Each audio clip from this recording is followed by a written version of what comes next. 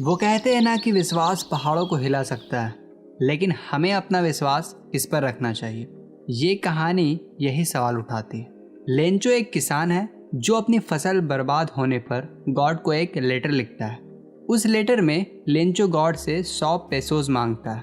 तो क्या लेंचो का लेटर गॉड तक पहुंचता है? क्या गॉड उसे पैसे भेजते हैं? सोचिए कि आपके पास इन सवालों का क्या जवाब होगा। यहाँ पर पेसोस लैटिन अमेरिका की करेंसी बताई गई है। जिस तरह से इंडिया की करेंसी होती है रुपी, उसी तरह से लैटिन अमेरिका की करेंसी होती है पेसोस। और इससे पहले कि आप इस कहानी को आगे देखें, ये कहानी कितना इंटरेस्टिंग है आप गेस कर सकते हैं।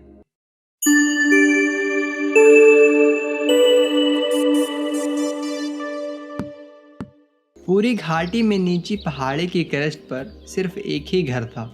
इस घर से बेहद ही खूबसूरत नज़ारे दिखते थे, जैसे कि बहती हुई नदी, पके हुए मकई के खेत और भी बहुत कुछ।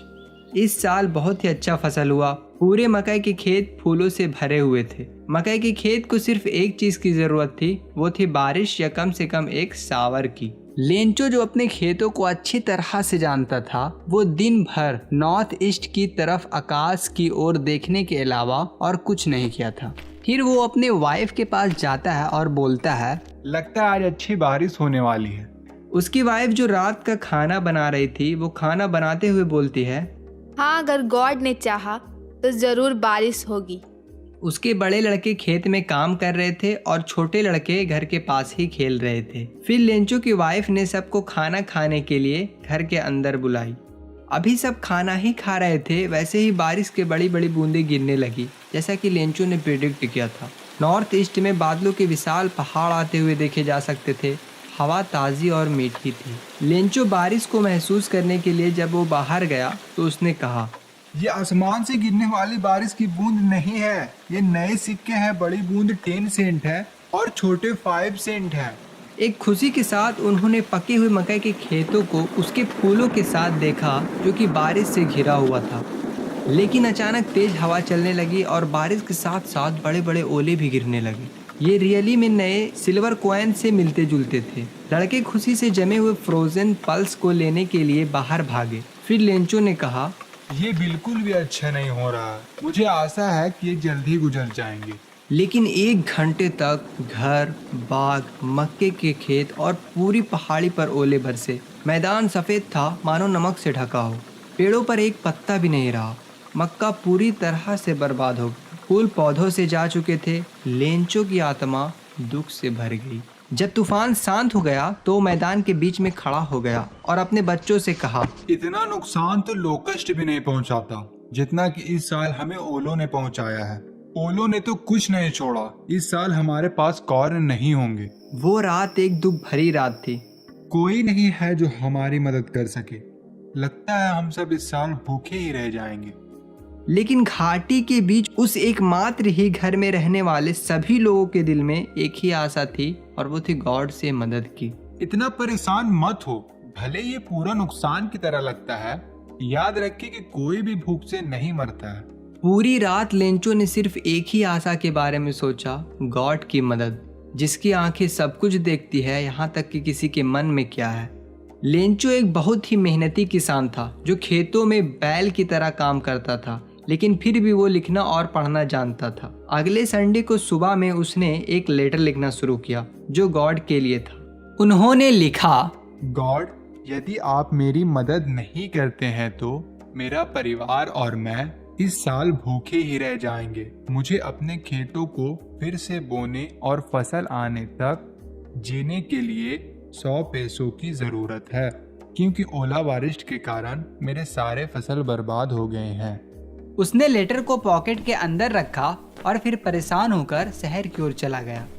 पोस्ट ऑफिस पहुंचते ही उसने लेटर पर एक स्टैंप लगाया और फिर उसे मेल बॉक्स में डाल दिया। एम्प्लॉय में से एक जो पोस्टमैन था और जो कि ज़्यादातर पोस्ट ऑफिस में भी मदद करता था, वो अपने बॉस के पास गया और दिल खोलकर हंसते हुए अपने बॉस को गॉड वाला लेटर दिखाया। एक पोस्टमैन जो अपने करियर में वो कभी भी उस एड्रेस को नहीं जानता था। पोस्ट मास्टर, जो कि थोड़ा मोटा और बहुत ही फ्रेंडली था, वो भी हंसा, लेकिन तुरंत ही वो सीरियस हो गया और अपनी डेस्क पर लेटर को रखते हुए कहा, काश मेरे पास भी ऐसा फेथ होता जैसा इस इंसान का है जिसने ये लेटर लिखा। काश मैं भी इतना गॉड पे बिलीव कर पाता। और वो डिसाइड करता है कि लेंचो का इसका रिप्लाई जरूर मिलना चाहिए। लेकिन जब उन्होंने इसे खोला तो ये जाहिर था कि इसका जवाब देने के लिए उन्हें गुड विशेष, इंक और पेपर के अलावा कुछ और भी चाहिए था। लेकिन वो अपने संकल्प पर अड़ा रहा। उसने अपने एम्प्लॉय से पैसे मांगे, उसने खुद अपने सैलरी का हिस्सा दिया और कुछ फ्रेंड से मांगा। उसके लिए 100 पेसो जमा करना थोड़ा मुश्किल था, इसलिए वो 70 पेसो ही जमा कर सका। उसने पैसे को लिफाफे में रखा जिस पर कि लेंचो का एड्रेस लिखा हुआ था, और साथ ही साथ एक लेटर भी रखा जिस पर कि सिग्नेचर के रूप में सिर्फ एक वर्ड लिखा हुआ था, और वो था गॉड। अगले संडे लेंचो थोड़ा पहले ही पोस्ट ऑफिस पहुंच गया और पूछा, सुनो, क्या मेरे लिए कोई लेटर आया है? ये खुद पोस्टमैन था जिसने उसे लेटर दिया, जबकि पोस्ट मास्टर ने एक अच्छे काम करने वाले आदमी को अपने ऑफिस से ही देख रहा था। लेंचो पैसे को देखकर जरा भी हैरान नहीं हुआ, ऐसा उसका सेल्फ कॉन्फिडेंस था। लेकिन पैसे गिनने पर वो थोड़ा गुस्सा हुआ और सोचा, भगवान तो कोई गलती नहीं कर सकते थे और ना ही वो हमें मना कर सकते थे। फौरन लेंचो पेपर और पेन मांगने के लिए खिड़की के पास गया और पब्लिक राइटिंग टेबल पर गुस्से के साथ लिखना शुरू किया। जब वो पूरा लेटर लिख लिया तो वो फिर से खिड़की के पास गया, एक टिकट खरीदा, फिर उसे लेटर में चिपकाया और लेटर को मेल बॉक्स में डालकर वहां से चला गया। जैसे ही लेटर मेल बॉक्स में गिरा, पोस्ट मास्टर उसे खोलने गया। उसमें लिखा था, गॉड, मैंने जो पैसे मांगा उसमें से सिर्फ 70 पेसो ही मुझ तक पहुंचे, बाकी मुझे भेज दो क्योंकि मुझे इसकी ज़रूरत है। लेकिन मुझे पोस्ट से मत भेजिएगा क्योंकि डाकघर के सभी स्टाफ बदमाश और चोर हैं। तो चलिए मैं अब आपको डिफ़िकल्ट वर्ड का मीनिंग बताता हूँ जो कि इस कहानी में यूज़ किया गया है।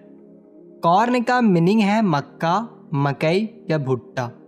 क्रेस्ट पहाड़ की चोटी को बोलते हैं। इस कहानी में फ्रोजन पल्स, जमी हुई बर्फ को कहा गया है, जिसको कि हम हेल स्टॉर्म और ओला भी कहते हैं।